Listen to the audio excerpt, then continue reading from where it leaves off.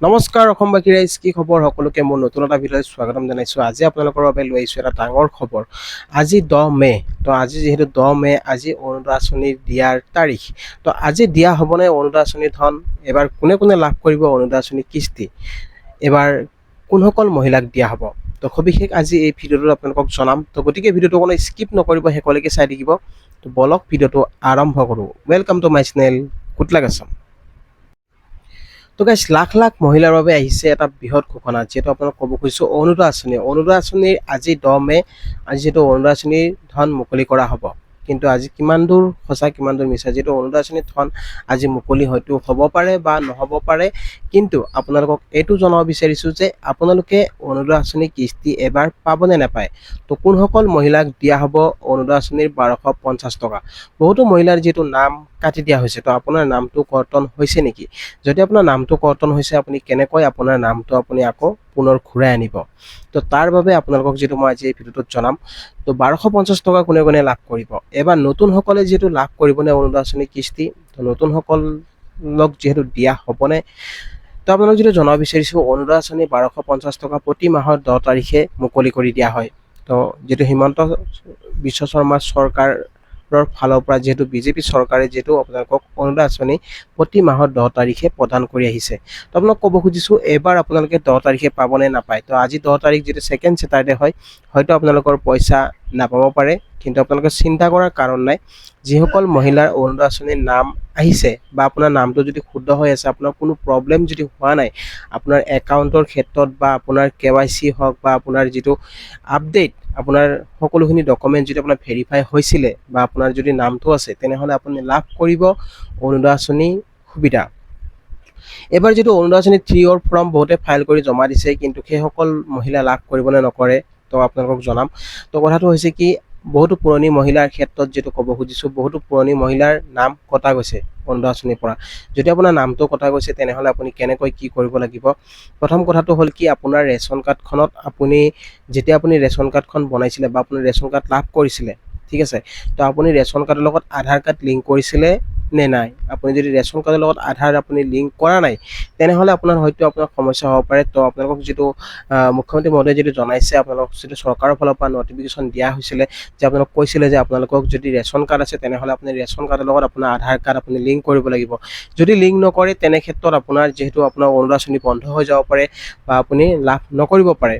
তো আপুনি কৰিছেনে নাই? যিসকলে কৰা নাই সেইসকলে যিটো কৰিব লাগিব, আৰু যিসকলৰ নাম ভেৰিফাই লিষ্টত আহিছে, আপোনাৰ যদি ভেৰিফাই লিষ্টত আহি গৈছে নাম, তেনেহ'লে আপুনি লাভ কৰিব 1250 টকা। আৰু যদি আপোনাৰ ভেৰিফাই লিষ্টত নাম নাই, তেনেহ'লে আপুনি নাপাব।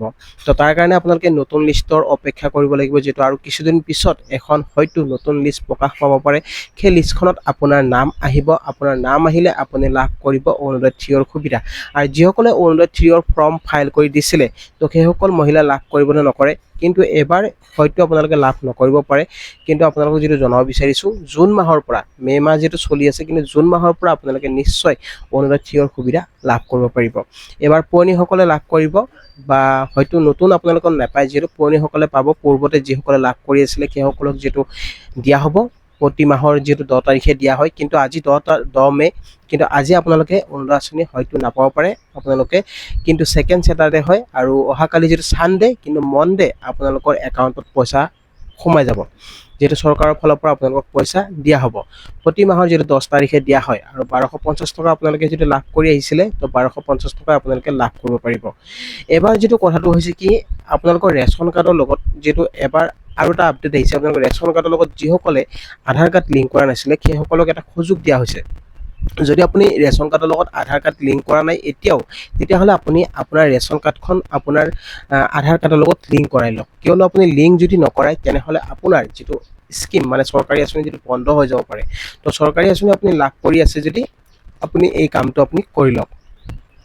তো আপুনি কেনেকৈ কৰিব? তো তাৰ কাৰণে আপোনাৰ চিন্তা কৰাৰ কাৰণে আপুনি কণ্ট্ৰল দোকানীৰ সৈতে যোগাযোগ কৰক। কণ্ট্ৰল দোকানত গৈ আপোনাৰ আধাৰ কাৰ্ডখন লৈ যাব, তেখেতসকলে আপোনাৰ ৰেচন কাৰ্ডৰ লগত লিংক কৰি দিব।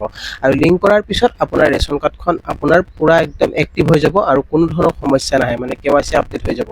আৰু এটা কাম কৰিব পাৰে, আপোনালোকে বেংকত গৈও আপোনালোকে আপোনাৰ কেৱাইচিটো আপুনি এবাৰ আপডেট কৰি দিব কিয়নো কেৱাইচি আপোনাৰ যদি আপডেট নাথাকে তেনে ক্ষেত্ৰত আপোনাৰ পইচাটো বেংকত সোমাওঁতে আপোনাৰ টাইম লাগি যায় যদি আপোনাৰ কেৱাইচি ঠিকে থাকে তেনেহ'লে আপোনাৰ পইচাটো টাইমত আহি যায় কোনো সমস্যা নহয় আৰু পূৰ্বতে যিসকল মহিলাৰ নাম কটা গৈছে যিসকল পাই থকা মহিলা যিসকল যোগ্য মহিলা তেন্তে সেইসকল মহিলাই কি কৰিব লাগিব যদি আপুনি পূৰ্বতে লাভ কৰি থকা এজন যোগ্য হিতাধিকাৰী হয় যদি আপুনি অৰুণোদয় আঁচনি প্ৰতি মাহে লাভ কৰি আছিলে আপোনাৰ হয়তো আপোনাৰ এনেকুৱা হৈছে যোৱা মাহৰ পৰা আপুনি লাভ কৰা নাই বা তাৰ আগৰ মাহৰ পৰা আপুনি লাভ কৰা নাই তেনেহ'লে আপুনি এখন কমপ্লেইন লিখক আপুনি এখন এপ্লিকেশ্যন লিখক সেই এপ্লিকেশ্যনখন আপুনি ডিচি অফিচত জমা কৰি দিয়ক যে মই এজন যোগ্য মহিলা হয় কিন্তু মোৰ অৱস্থা একেবাৰে বেয়া কিন্তু তাৰ পিছতো যদি আপুনি লাভ কৰা নাই তো সেই কামটো আপোনালোকে যদি কৰে তেনেহ'লে আপুনি নিশ্চয় অৰুণোদয় আঁচনি আপুনি সুবিধা লাভ কৰি থাকিব তো গাইছ আপোনালোকে নিশ্চয় বুজি পালে আপোনালোক যদি জনাব বিচাৰো জুন মাহত হয়তো প্ৰকাশ পাব পাৰে এখন নতুন তালিকা সেই তালিকাত আপোনালোকৰ যদি নাম আহি যায় তেনেহ'লে আপুনি লাভ কৰিব অৰুণোদয় থিয়ৰ সুবিধা আৰু এবাৰ নতুনসকলে হয়তো নাপাব পাৰে কিন্তু নেক্সট মাহত মানে আপোনাৰ জুন মাহত লাভ কৰিব পাৰে অৰুণোদয় থিয়ৰ সুবিধা তো গাইজ আই হোপ আপোনালোকে নিশ্চয় ভিডিঅ'টো বুজি পালে তো আজি আপোনালোকক যিহেতু মই অৰুণোদয় আঁচনিৰ বিষয়ে আপোনালোক জনালো আৰু ভিডিঅ'টো চাই কেনেকুৱা পালে জনাব ভাল পালে লাইক শ্বেয়াৰ আৰু এটা গঠনমূলক কমেণ্ট কৰি দিব আৰু ভিডিঅ'টোত যদি চেনেলটো যদি নতুনকৈ আহিছে তেনেহ'লে ছাবস্ক্ৰাইব কৰি ৰাখিব তো গাইজ আজিলৈ ইমানে জয় আই অসম